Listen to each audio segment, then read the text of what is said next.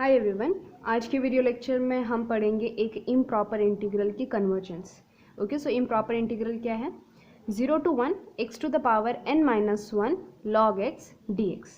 Okay, so मुझे इस improper integral का कन्वर्जेंस चेक करना है। मुझे ये देखना है कि n की किन वैल्यूज़ के लिए ये इंटीग्रल कन्वर्ज करता है।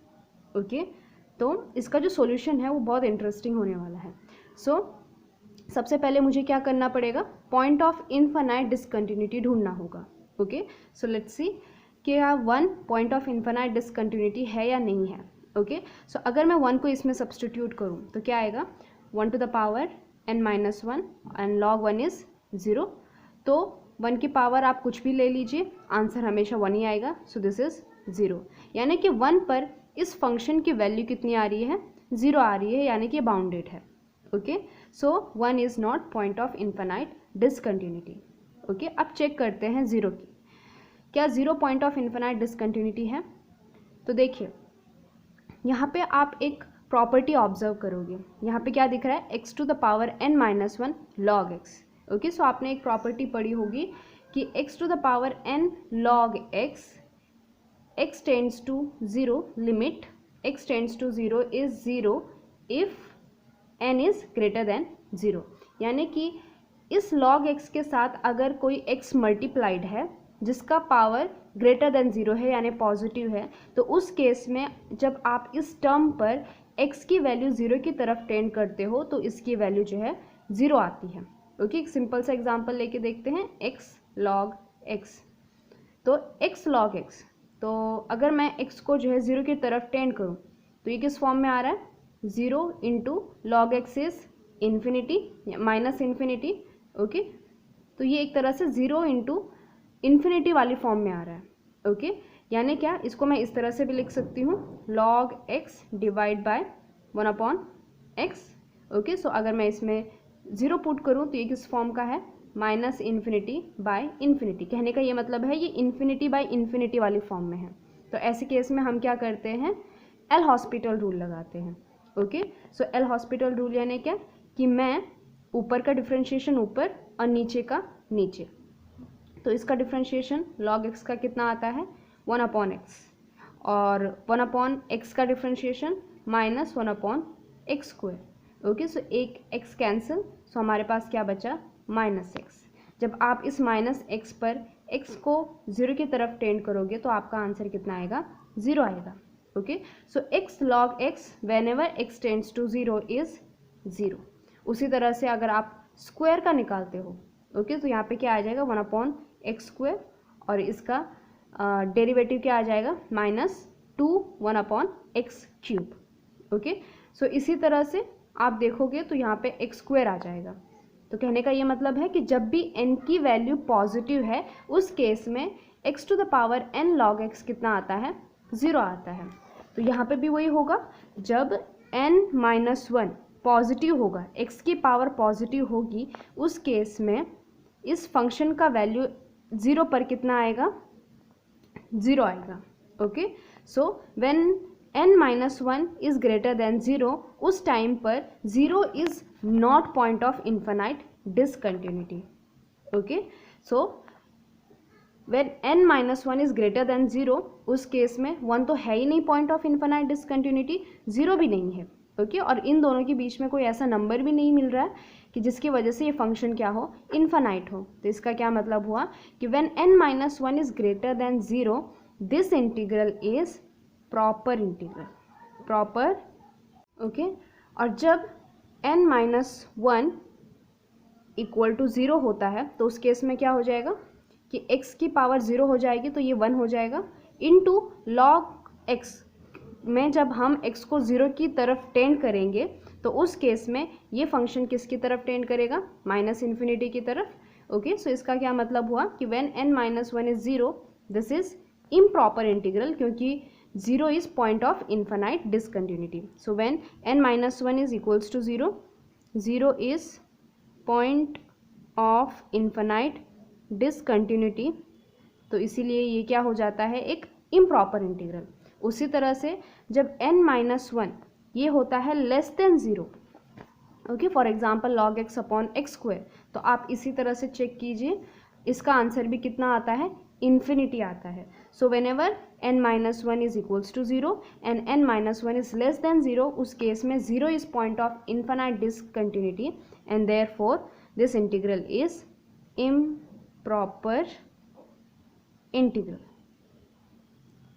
ओके, सो अगर मैं इसको नंबर लाइन पे देखूं तो अगर n की वैल्यू है ये 0 1 -1, तो when n minus 1 is greater than 0, that is when n is greater than 1, so n is greater than 1. Okay, 1 को इंक्लूड नहीं किया मैंने, n is greater than 1. इस केस में ये जो इंटीग्रल है ये क्या करेगा, कन्वर्ज करेगा, क्योंकि ये क्या है इस केस में एक प्रॉपर इंटीग्रल है.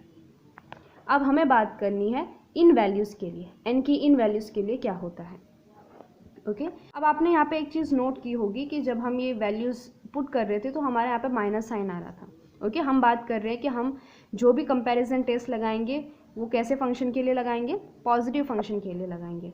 ओके, सो इस केस में ये एक निगेटिव फंक्शन है, क्योंकि log x का ग्राफ किस तरह से होता है, 0 और 1 के बीच में कुछ इस तरह का.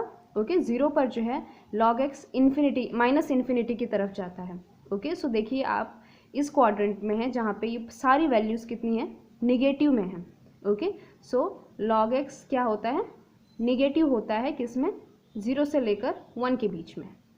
ओके, तो इसीलिए हमें क्या करना होगा, इस फंक्शन को पॉजिटिव बनाने के लिए इसको मल्टीप्लाई करना होगा माइनस साइन से. तो हम fx को नहीं कंसिडर करेंगे, हम करेंगे कंसिडर किसको, माइनस fx को. सो माइनस fx यानी क्या, minus x to the power n minus one log x. Okay, तो हम इसकी बात करेंगे, ना कि सिर्फ इसकी. ओके, क्योंकि हमारे जो भी टेस्ट है वो एक पॉजिटिव फंक्शन के लिए है. ओके, और अब यहाँ पे क्वेश्चन आता है कि हम gx क्या लें. ओके, तो बहुत नॉर्मल सी बात है, हम यही ट्राई करते हैं कि जैसे अगर मैं इसको सिंप्लीफाई फॉर्म में लिखूं तो ये कितना आएगा, log x divide by x to the power n minus one का क्या हो जाएगा, 1 माइनस n. बहुत सिंपल सी बात है, सबसे पहले दिमाग में आएगा कि क्यों ना हम 1 upon x to the power 1 minus n को क्या ले लें, gx ले लें. ओके, सो ट्राई करते हैं, gx को मैं लेती हूँ 1 upon x to the power 1 minus n, और देखते हैं हमारा कंपैरिजन टेस्ट क्या आता है. So f by g limit हमारा किस पे होगा, 0 पे होगा, क्योंकि 0 is point of infinite discontinuity. So f by g कितना आएगा, ये है हमारा, वैसे मुझे f बाई जी नहीं, इस बार minus f by g consider करना है.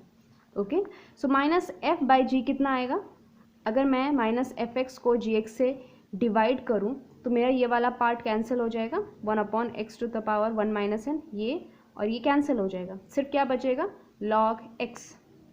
सो this is limit x tends to 0 log x. Okay, so ये माइनस में बाहर ले लेती हूँ, सो ये कितना आएगा, माइनस और log x tends to infinity whenever x tends to 0, so this is minus infinity which is infinity. Okay, तो जब हमारा कंपैरिजन टेस्ट का आंसर इन्फिनिटी आता है तो हमारा टेस्ट क्या कहता है कि ऐसे केस में जब f बाई जी का आंसर इन्फिनिटी आता है तो अगर g dx डाइवर्ज करता है, okay, integral of this g अगर डाइवर्ज करता है तो हमारा f dx भी क्या करेगा, डाइवर्ज करेगा उसी लिमिट पर. ओके, तो इसका मतलब ये है कि ये हमें f dx की डाइवर्जेंस की इंफॉर्मेशन दे रहा है. अगर a से लेकर b g dx किसी कंडीशन पे कन्वर्ज करता है तो ज़रूरी नहीं है a से लेकर b f dx भी वहाँ पे क्या करे, कन्वर्ज करे. ये हमारी टेस्ट कहती है. ये डाइवर्ज करता है तो डेफिनेटली उन कंडीशंस पर ये भी डाइवर्ज करेगा, लेकिन अगर कुछ कंडीशन पे ये कन्वर्ज करता है तो ज़रूरी नहीं है ये भी कन्वर्ज करेगा. ओके, सो ट्राई करते हैं उस इंफॉर्मेशन का यूज़ करके. तो 0 से लेकर 1 हमारा g क्या है, 1 upon x to the power 1 minus n d x. ये डाइवर्ज कब करता है, ये डाइवर्ज कब करता है, जब इसकी पावर क्या हो, ग्रेटर देन 1 हो. ओके, क्योंकि हमारा इंपॉर्टेंट कंपैरिजन इंटीग्रल क्या कहता है कि 1 upon x minus a to the power n, ये कन्वर्जन कब है, जब उसकी पावर क्या हो, लेस देन 1 हो. और डाइवर्जन कब होता है, when it is greater than equal to 1.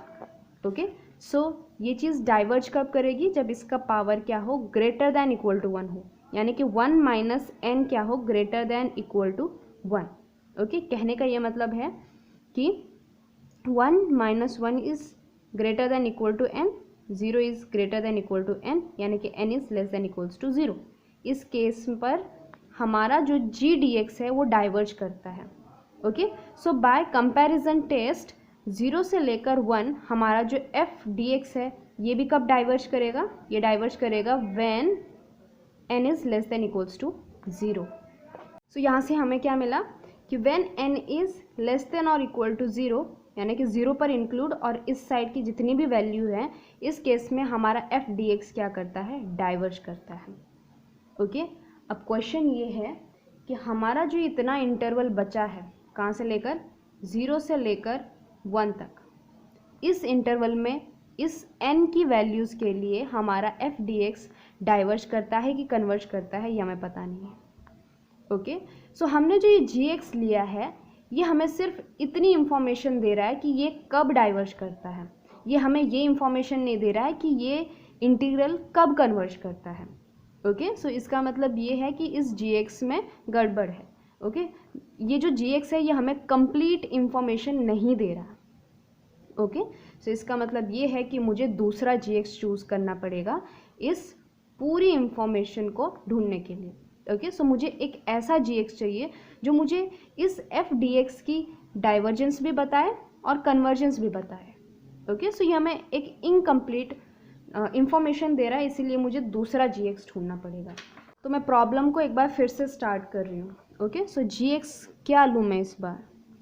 Okay, so normally हमारा जी एक्स जो होता है वो 1/x की पावर समथिंग इस फॉर्म में होता है। ओके, तो हम चाहते हैं कि इस बार हमारा जो जी एक्स है वो एक जनरल वे में हो। ओके, मुझे नहीं पता मैं 1/x की पावर 1 लूँ कि 2 लूँ कि 3 लूँ।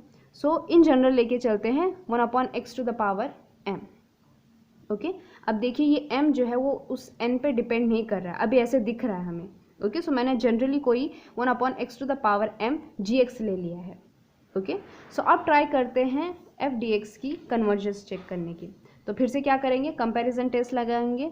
सो it is f by g limit x tends to 0 minus f by g limit x tends to 0। ये कितना होगा, हमारा f क्या है, हमारा f है minus x to the power n minus 1 log x divide by हमारा जी एक्स अभी मैंने क्या लिया है 1/x to the power m limit x tends to 0। Okay, so it is 0 plus which is equals to, ये m ऊपर चला जाएगा तो ये है x to the power m, add हो जाएंगे index n minus 1 into log x limit x tends to 0।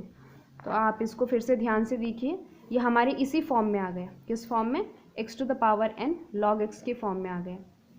तो वही चीज़ करेंगे यहाँ पे, जब ये पावर पॉजिटिव हो, यानी कि when m plus n minus 1 is greater than 0, इस लिमिट का आंसर कितना आएगा, 0 आएगा। ओके, हमने अभी पढ़ा। और जब m प्लस n माइनस 1 ये लेस देन और इक्वल टू 0 था, हमने देखा उस केस में हमारा जो आंसर आ रहा था वो इन्फिनिटी आ रहा था। ओके, यहाँ पे लिखा नहीं है मैंने, लेकिन वो इन्फिनिटी आता है। सो इस केस में हमारा फंक्शन अनबाउंडेड हो रहा था इस केस में। सो एक्चुअली वहाँ पे आंसर कितना आता है, इन्फिनिटी आता है। Okay, so when m plus n minus 1 is greater than 0, इस कंपैरिजन टेस्ट का आंसर आ रहा है 0। When m plus n minus 1 is less than equals to 0, इस कंपैरिजन टेस्ट का आंसर आ रहा है इन्फिनिटी। ओके, अब देखते हैं हमारा जी एक्स कब कन्वर्ज और कब डाइवर्ज करता है। 0 to 1 1/x to the power m dx, ये हमारा जी एक्स है, ये कब कन्वर्ज करता है, दिस कन्वर्जेस व्हेन, जब इसकी पावर क्या हो, लेस देन 1 हो, when m is less then 1। तो हमारा कंपैरिजन टेस्ट क्या कहता है, 0 के केस में, इस केस में हमारा कंपैरिजन टेस्ट कहता है कि जब ऐसी लिमिट 0 के बराबर आए तो अगर जी डी एक्स कन्वर्ज कर रहा है तो एफ डी एक्स भी क्या करेगा, कन्वर्ज करेगा उन कंडीशन पे। ओके, तो ये कह रहा है कि जब m लेस देन 1 है उस केस में ये कन्वर्ज कर रहा है। तो इसका क्या मतलब हुआ कि जब m लेस देन 1 है तो हमारा एफ डी एक्स भी कन्वर्ज करेगा। That is 0 to 1 F D x converges when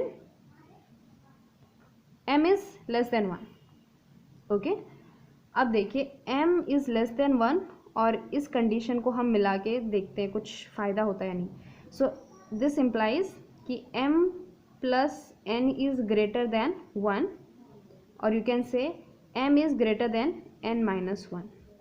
okay, so m is greater then n 1 minus n और ये कन्वर्ज कर रहा है m लेस देन 1 पर। ओके, सो इन जनरल कब कन्वर्ज कर रहा है ये, जब m क्या है, लेस देन है 1 से और m एक्चुअली है क्या, greater than 1 minus n। Okay, I hope आप समझ रहे हो। So when 1 is greater then m is greater then 1 minus n, इस कंडीशन पे हमारा इंटीग्रल कन्वर्ज कर रहा है। ओके, सो इसका यही मतलब है कि 1 is greater then n minus 1 minus n, that is 1 minus 1 is greater then minus n। So 0 is greater then minus n, यानी क्या कि n is greater than 0। Okay, so when n is greater than 0 उस case में हमारा ये integral क्या कर रहा है, कन्वर्ज कर रहा है। फिर से अपनी लाइन बनाते हैं। सो दिस इज 0 1 माइनस 1। हमें ये तो पता था कि n greater than 1, n greater than 1 के लिए कन्वर्ज कर रहा है क्योंकि इस केस में वो एक प्रॉपर इंटीग्रल था। अब हमने क्या देख लिया कि जब n ग्रेटर देन 0 है, यानी क्या n ग्रेटर देन 0 है, इस केस में ये क्या कर रहा है, कन्वर्ज कर रहा है। क्यों कन्वर्ज कर रहा है, लेकिन इस केस में इसके बीच में ये क्या था, एक इम्प्रॉपर इंटीग्रल था। ओके, सो यहाँ से हमें एक चीज़ निकल आई कि n ग्रेटर देन 0 के लिए ये इंटीग्रल कन्वर्ज कर रहा है, यानी कि इस टोटल में ये कन्वर्ज कर रहा है। ओके, अब बात करते हैं n इज इक्वल्स टू 0 और n लेस देन 0 पर क्या कंडीशन है। ओके, वैसे हमें तो पहले से ही आंसर पता है कि n less than equal to 0 पे डाइवर्ज कर रहा है। हमने यहाँ पे पढ़ा था ऑलरेडी कि when n is less than equals to 0, इस केस में ये डाइवर्ज कर रहा है, लेकिन उस टाइम पे हमने gx दूसरा लिया था। ओके, हम फिर से सॉल्व कर रहे हैं इस प्रॉब्लम को, तो देखते हैं यहाँ पे हम कैसे बताएं कि इस केस में इसका नेचर क्या है। तो देखिए, हमने इसका तो यूज़ कर लिया, अब इसका यूज़ करते हैं। तो इस केस में f बाई जी का आंसर कितना आ रहा है, इन्फिनिटी आ रहा है। तो इन्फिनिटी वाले में क्या होता है कि 0 to 1 1 upon x to the power m dx अगर डाइवर्ज करेगा तो हमारा f dx भी क्या करेगा, डाइवर्ज करेगा, ये भी डाइवर्ज करेगा। ओके, सो देखते हैं ये हमें कितनी मदद करता है। सो 0 to 1 1 upon x to the power m dx ये डाइवर्जेस व्हेन इसकी पावर क्या हो, greater than equal to 1। That is यही बात कि 0 से लेकर 1 f dx भी कब डाइवर्ज करेगा, diverges when m is greater than equal to 1। Okay, so हमें एक चीज़ पता चली कि 0 से लेकर 1 f dx भी डाइवर्ज करेगा when m is greater than equal to 1। Okay, so m और n के बीच में रिलेशन क्या है, देखिए इस केस में m plus n minus 1 is less than equals to 0। कहने का यही मतलब है कि m is less than equals to 1 minus n। और यहाँ पे हम क्या कर रहे हैं कि ये डाइवर्ज कब करता है, जब m की वैल्यू क्या है, 1 से बड़ी और उसके बराबर है, यानी कि दिस डाइवर्जेस जब m की वैल्यू कितनी है, ग्रेटर देन इक्वल टू 1 है। इस केस में इंटीग्रल डाइवर्ज कर रहा है। Okay, so 1 is less than equals to m is less than equals to 1 minus n। This implies कि n is less than equals to 1 minus n। Okay, और 1 is less than equals to 1 minus n का क्या मतलब हुआ कि 1 minus 1 is less than equals to minus n, यानी कि 0 is less than equals to minus n, यानी क्या कि 0 is greater than equals to n, यानी कि n is less than equals to 0। इस केस में क्या हो रहा है, डाइवर्ज हो रहा है। Okay, so when n is less than equals to 0, when n is less than equals to 0, यानी कि 0 को इंक्लूड करके इन सारी वैल्यूज़ के लिए, n की सारी वैल्यूज़ के लिए ये क्या कर रहा है, डाइवर्ज कर रहा है। ओके, सो देखिए हमने gx को एक general 1/x to the power m लिया और हमें सिर्फ इन दो कंडीशन की मदद से पूरे इंटीग्रल की कन्वर्जेंस का जो नेचर था वो पता चल गया। ओके, यहाँ पे इंटरेस्टिंग बात ये है कि मैंने लिया क्या था, 1/x to the power m, एक m लिया था जिसके बारे में मुझे कुछ नहीं पता वो है क्या, लेकिन सॉल्व करते करते वो m बीच में कहीं से गायब हो जाता है और हमें कंडीशन दे जाता है सिर्फ n की, राइट है। ये प्रॉब्लम बहुत इंटरेस्टिंग, यहाँ पे मैंने m कोई एक, मुझे नहीं पता था m है क्या, लेकिन जब कंपैरिजन टेस्ट वगैरह लगाते हैं तो हमें वो m निकल जाता है और हमें सिर्फ कंडीशन मिलती है n के लिए। ओके, सो कई बार समझ में नहीं आता है कि gx क्या लें, तो ट्राई करें कि 1/x टू द पावर कुछ एक जनरल लेके चलें, m n जो भी है, और उस हिसाब से प्रॉब्लम को सॉल्व करें, हो सकता है वहाँ पे आपको मदद मिल जाए। ओके, सो ये था convergence of 0 to 1 x to the power n-1 log x dx। Okay, अगले वीडियो लेक्चर में हम आगे का प्रोसीड करेंगे।